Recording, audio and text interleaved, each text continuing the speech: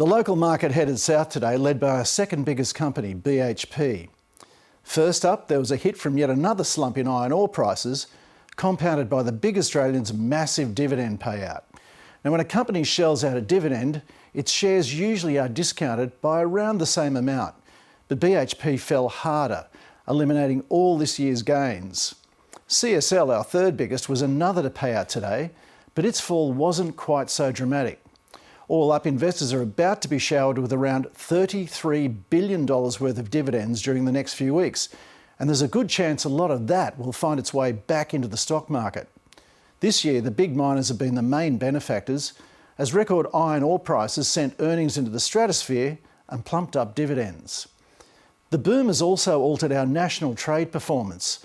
Until around 3 years ago, we usually spent far more on imports than we earned in exports.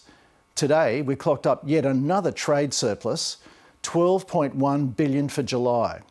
That may be about as good as it gets, well, for a while at least, given the price of our biggest export has slumped more than 30% in recent months. Global markets fared better than us, with New York traders hopeful less than glowing economic news will encourage the central bank to keep the stimulus flowing, when bad news is good. That also put a lid on the US dollar, sending the local currency higher, while gold was flat and oil prices eased after OPEC agreed to lift supplies. Now, when it comes to real estate, the most common question is, where is all the money coming from? Well, here's the answer. Our banks are lending like there's no tomorrow. Loans have doubled in the past year, and investors once again are starting to muscle out first home buyers. And that's finance.